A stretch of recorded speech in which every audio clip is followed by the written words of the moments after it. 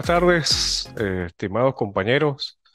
Bienvenidos a la materia de Filosofía del Derecho. En este segundo módulo, que se les pidió a ustedes realizar una exposición, se amplió, se les dio un periodo de una semana más para que pudieran realizar las actividades. Les pregunto, ¿ha habido algún inconveniente con estas actividades?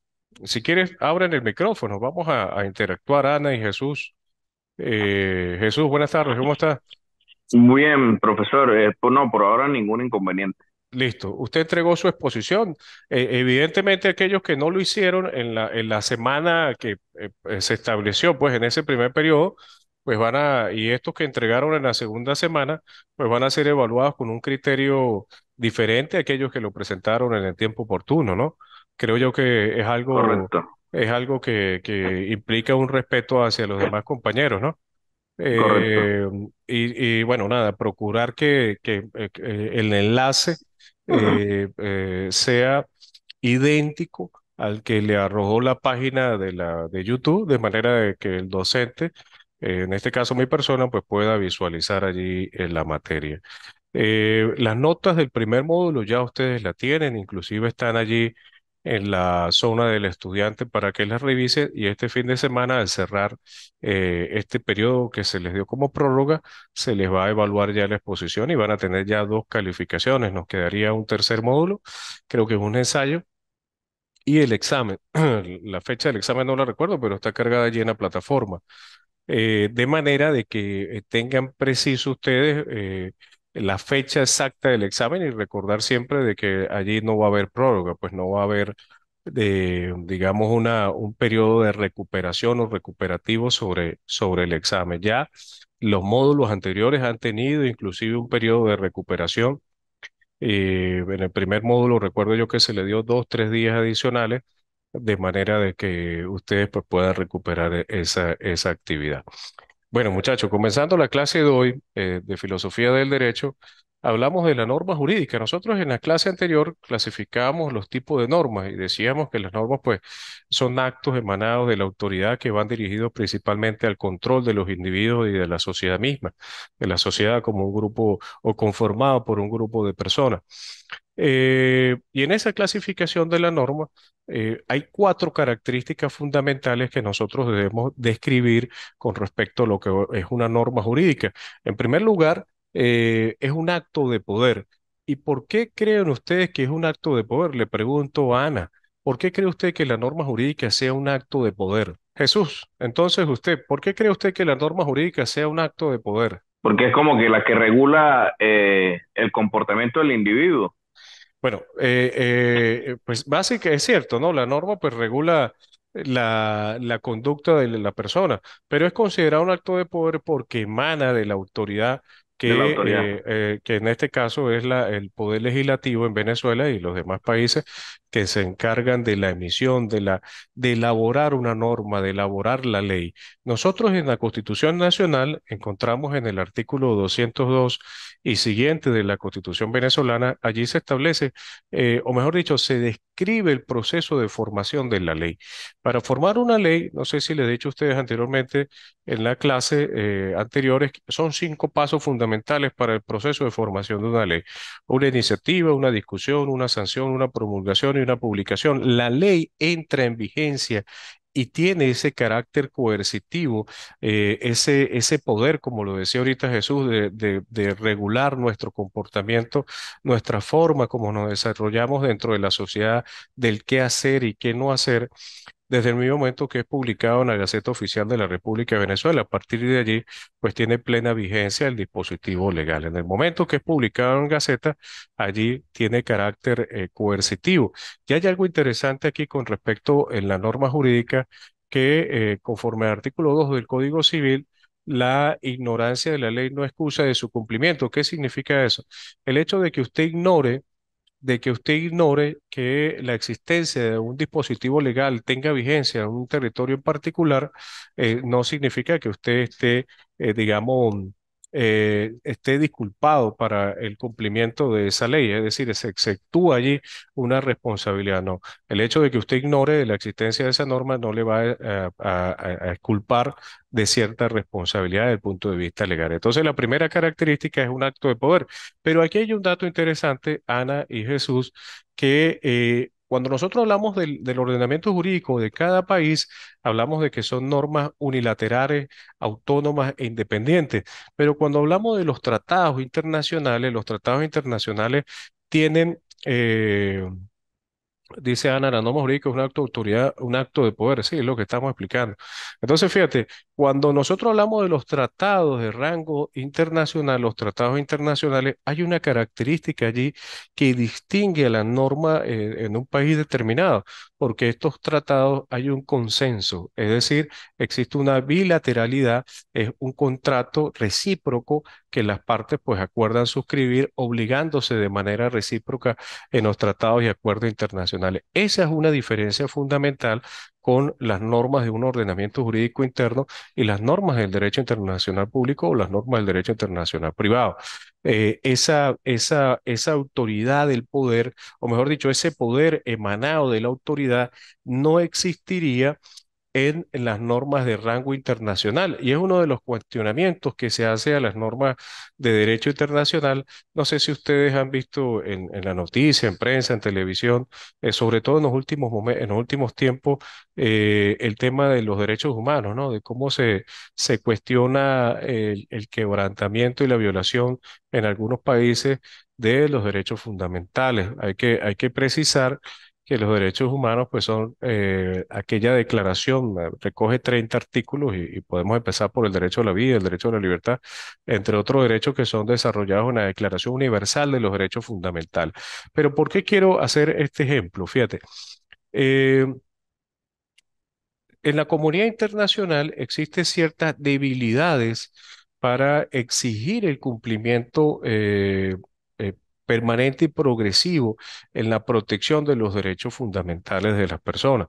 Hay países, sobre todo en el Oriente Medio, donde es claro que hay una violación allí de los derechos fundamentales. Y el problema allí es en el pleno o cómo sancionar, cómo perseguir y cómo exigir. Adelante. ¿Cómo está? ¿Cómo le va? ¿Cómo exigir se- me apaga el teléfono, por favor, si va a entrar a clase? Gracias, muy mal. Si, ¿cómo exigir el cumplimiento de esa norma de rango internacional? Entonces, es uno de los cuestionamientos que se hace del derecho internacional público y privado. Esto lo traigo como ejemplo en razón de que, por ejemplo, en la Organización de Estados Americanos existe un sistema de protección de los derechos fundamentales. Allí funciona la Comisión Interamericana y la Corte Interamericana de Derechos Humanos, pero estas dos instituciones simplemente hacen recomendaciones a los países en América para, primero, proteger y segundo, digamos, financiar o subsidiar y, por supuesto, pagar el daño del punto de vista patrimonial que se haya ocasionado como violación de los derechos fundamentales. El punto es cómo exigir esa indemnización. En Venezuela, yo puedo citarle dos ejemplos en particular. El caso de Caracazo es un ejemplo de eso. Y en el caso en la zona de la zona baja del estado de Apure, en el Amparo específicamente, allí en el año 89, 90, finales de la década de los 80, allí se presentó una situación donde digamos, se le quitó la vida, se le cercenó el derecho de la vida a ciertas personas allí con el pretexto de que formaban grupos irregulares. Se inició una investigación y se estableció una condena por la Corte Interamericana de Derechos Humanos para que el Estado venezolano indemnizara a los familiares víctimas de estas personas que fallecieron y por supuesto también indemnizara a los familiares en el caso del Caracazo en el 89 fue el tema del Caracazo. Entonces, estos dos ejemplos los traigo a colación partiendo de esa característica de la norma jurídica, que el primer concepto que se nos viene a la mente desde el punto de vista de la filosofía del derecho es esa autoridad, o mejor dicho, esa norma que emana de la autoridad.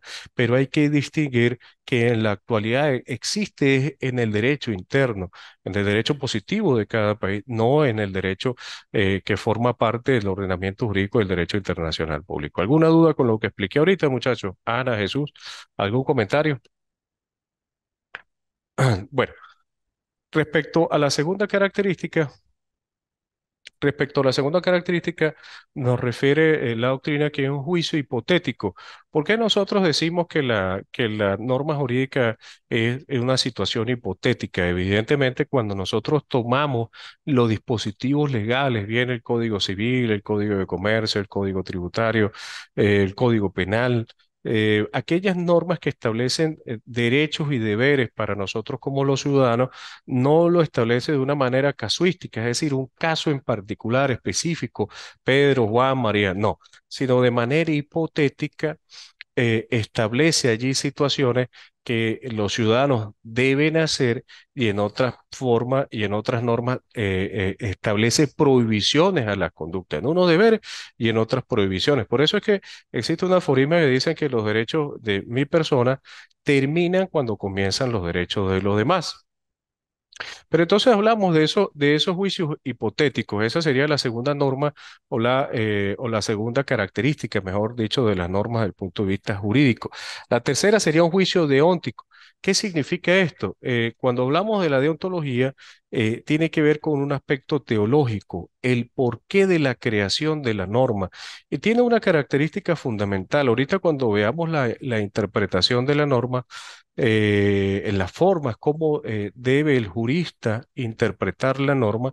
Nosotros hablamos allí que hay unas interpretaciones desde el punto de vista restrictivo, desde el punto de vista extensivo, del mismo contenido de la norma en cada palabra y en cada oración que dispone el contenido legal. Y la cuarta característica refiere que es una proposición prescriptiva.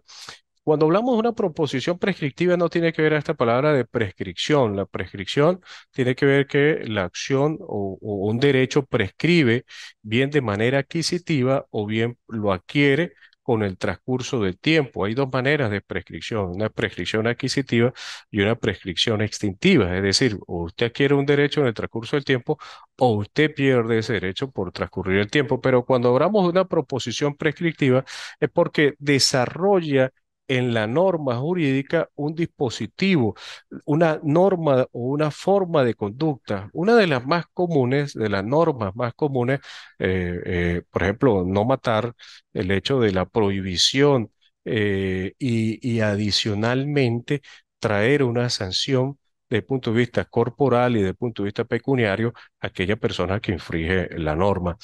Eh, Hay algo interesante aquí con respecto a estas características de la norma jurídica que quiero comentarle a ustedes. En Venezuela, el Código Penal, pues evidentemente allí desarrolla a partir del artículo 402, 403 del Código Penal, lo que es el homicidio, homicidio intencional, homicidio concausal, homicidio preterintencional. Ya eso en su momento, pues ustedes estudiarán esto, pero allí en la norma no se desarrolla el homicidio intencional a título de dolo eventual, sino fue la jurisprudencia. Nosotros en clases anteriores, cuando hablábamos de la fuente del derecho, nosotros decíamos que la jurisprudencia es fuente del derecho.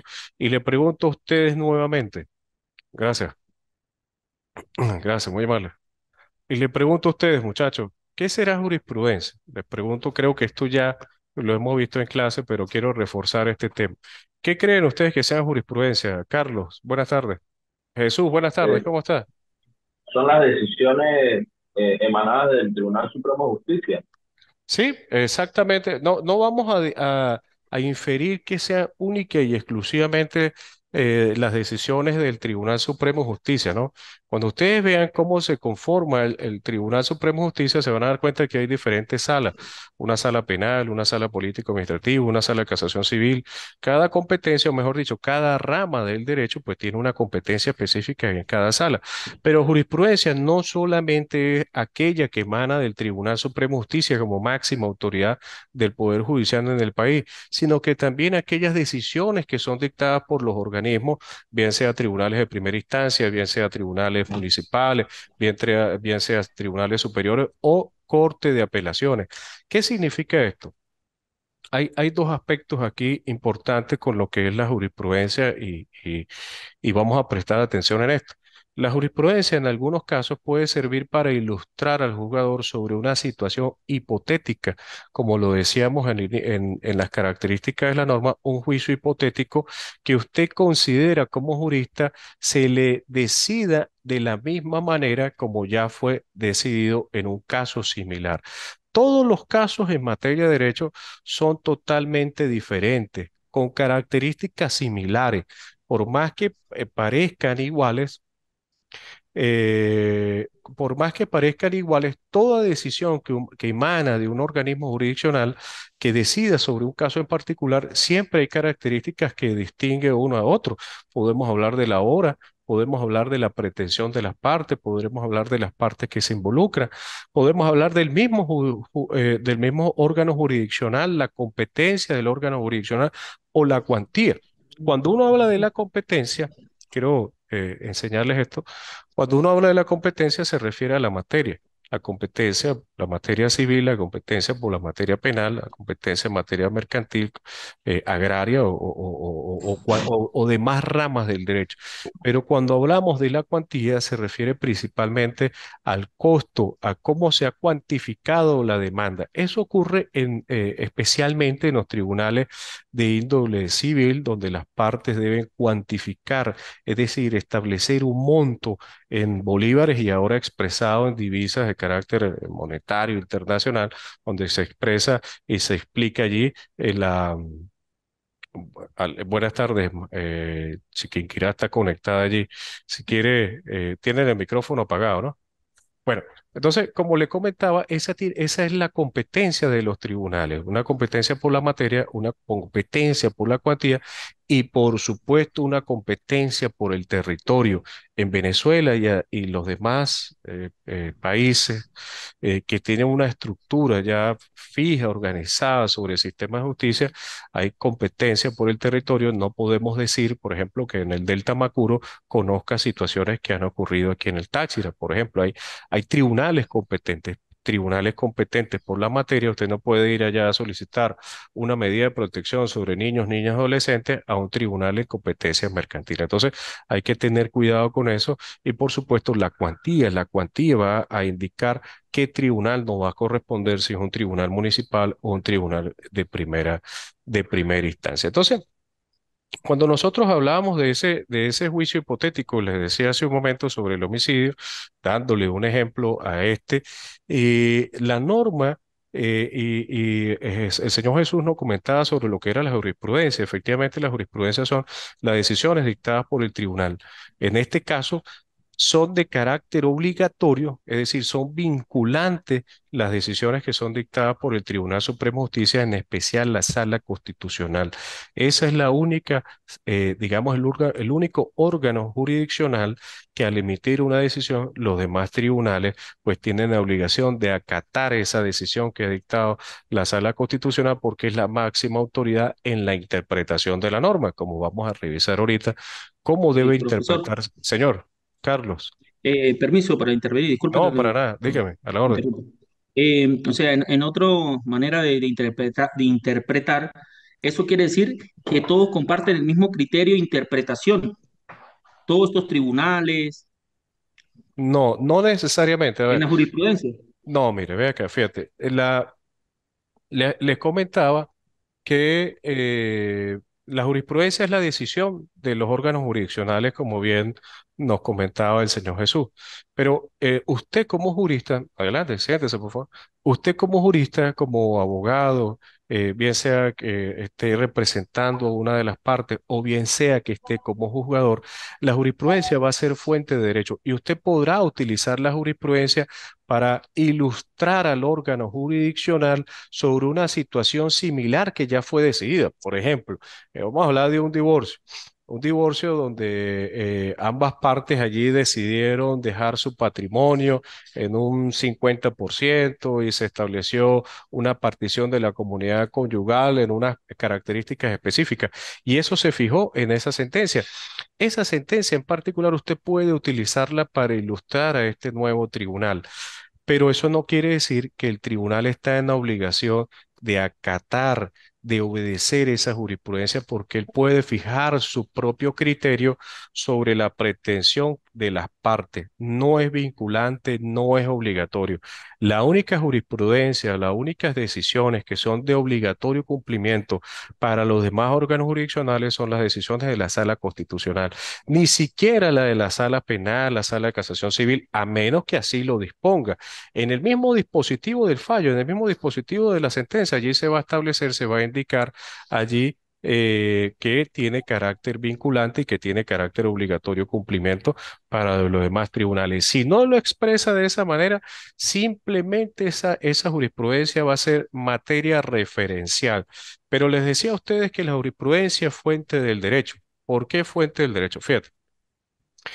Y vuelvo al ejemplo del homicidio. En los casos de accidente del tránsito, que han ocurrido muchísimo ahorita en el estado Táchira, creo conveniente comentar esto. El Código Penal no establece el homicidio que se ocasiona producto de un accidente de tránsito por la ingesta de alcohol, por ejemplo, sino es la jurisprudencia que estableció un tipo penal que habla del homicidio a título de dolo eventual. Y esa jurisprudencia de la sala penal fue vinculante, fue interpretativa de la norma, porque fíjate que cuando usted revisa el Código Penal, el homicidio intencional, ahí no habla de cómo le causa a usted la muerte, sino que usted tuvo la intención de causar la muerte.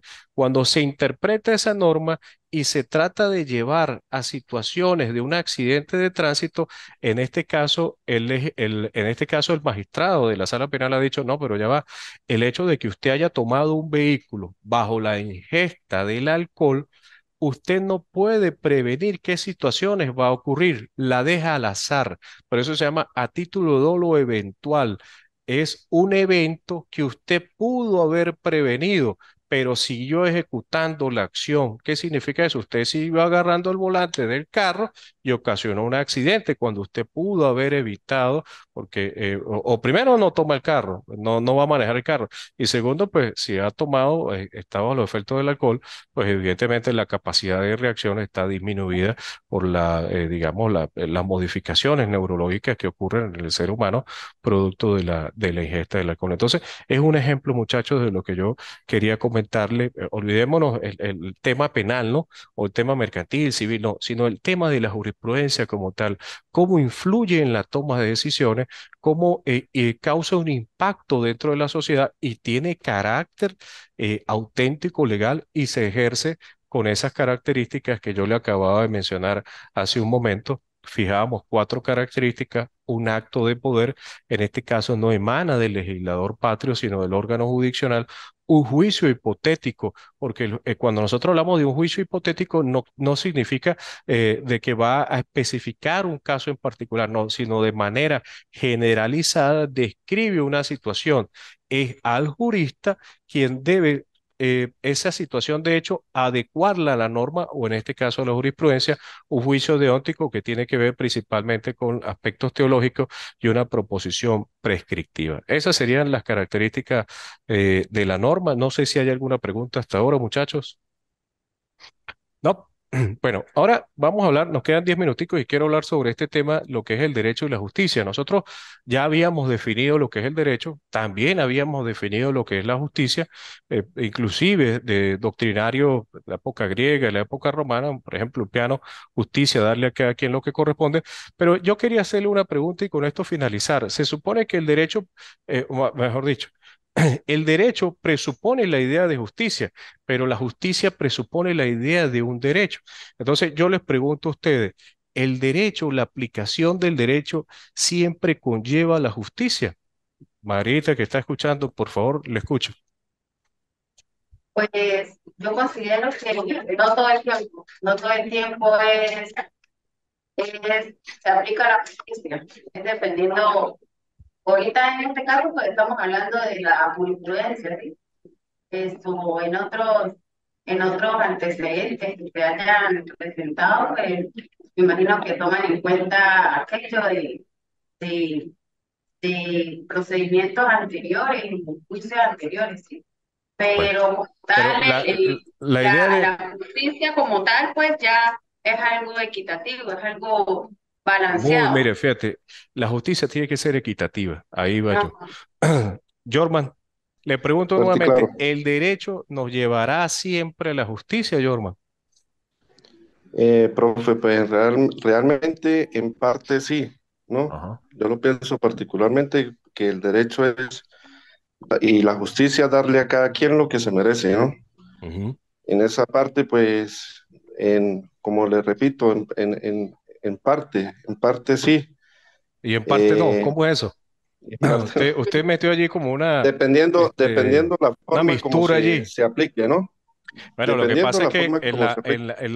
siempre en un proceso pues hay alguien que pierde y para él considera que no fue Sí, justo, no hubo exacto. justicia. Por Pero eso. en el derecho, ajá, no sé si alguien quiere más intervenir sobre este tema. Luis, por favor.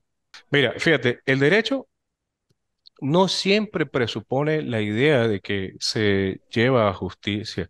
Si justicia es darle a cada quien lo que corresponde, pues Claro, la justicia va principalmente dada a otorgarle a lo que le corresponde a cada quien en su situación y conforme a una verdad procesal. Mire, hay algo aquí que resulta, y con esto quiero terminar, hay que diferenciar ustedes, compañeros que están aquí en clase y los que están en transmisión, la verdad procesal y la verdad verdadera. Nosotros podemos saber, mire, pero es que sí fue él el que la golpeó. Yo lo vi cuando la claro. golpeó. El ojo que yo vi cuando tenía la pistola y lo amenazó y le quitó el teléfono, le quitó el celular, el reloj. Pero eso sería una verdad, la verdad verdadera. Pero el derecho está para alcanzar esa verdad, por supuesto, ¿no? Siempre está Comprobarlo, para, exactamente, siempre está para alcanzar la verdad. Pero en la mayoría de los casos, el jurista debe decidir conforme a lo que está en las actas, conforme a lo que se haya recabado, si se trata de algo del punto de vista penal, si se trata del punto de vista civil, en el caso de una sucesión, si se trata de una sucesión y hay 5 o 6 herederos y todos dicen formar parte de esa sucesión, única y exclusivamente van a recibir esa herencia aquellos que hayan sido reconocidos legalmente de manera voluntaria o judicial por quien haya dejado esa sucesión. Los demás van a estar allí a expensas de que el juez le decida en contra, porque podrán haber sido o podrán ser hijos biológicos de la persona que dejó la sucesión, pero debe demostrar ese parentesco a través, evidentemente, de un juicio, en este caso, inquisición de paternidad, que se determina tras una prueba de ADN. Pero debe consolidarse a través de los medios, no basta el dicho. Entonces hay que diferenciar, y con esto pues quiero terminar la clase de hoy, entre lo que es una verdad verdadera y una verdad procesal. Es algo que nosotros machacamos, discúlpeme la palabra, repetimos constantemente ya los profesionales del derecho, pero va a estar siempre presente, sobre todo ustedes que están iniciando en el tema de la abogacía. Perfecto. ¿Alguna pregunta, muchachos?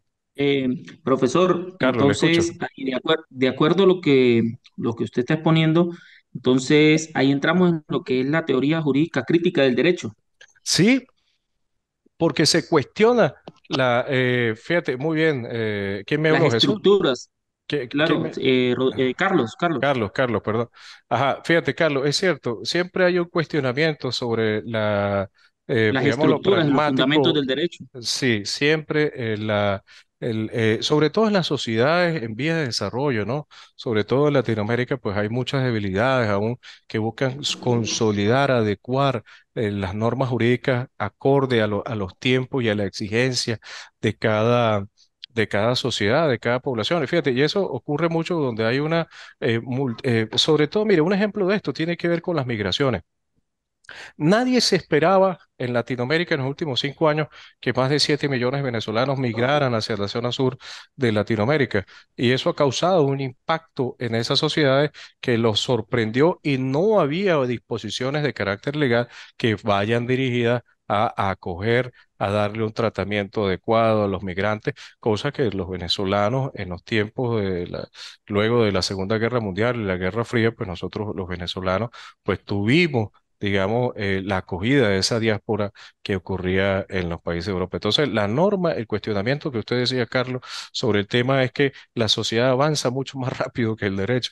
El derecho va atrasito, como decirlo de alguna manera, y discúlpeme a lo mejor la expresión, pero el derecho va un poco rezagado, mejor dicho, con respecto a la modernización de las sociedades, con los nuevos temas. Fíjate, ahorita un tema en particular, la multiplicidad de género es un tema, se han Sí, escuchado la multiplicidad de género, La ¿no? ese es tecnología un, también. También, fíjate, ese es un claro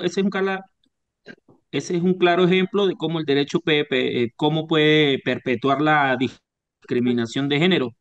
por ejemplo, sí, pudiera ser, pero es un tema que desde el punto de vista filosófico atenta contra lo que algunos han llamado moral, pues hay temas que se discuten allí. Recuerden ustedes que hay lo que es el ius naturalismo, el derecho natural, hombre-mujer, ¿sí? Que algunos tienen digamos, un criterio sólido sobre ese tema, pero también está el ius positivismo o el derecho positivo que, digamos, debe tener amplitud porque la diversidad de género siempre ha existido en la humanidad, siempre ha estado allí. Los últimos 10 años, a lo mejor en las últimas 2 décadas, es donde mayor influencia o mejor connotación pública ha tenido, producto principalmente de lo que la señorita María refería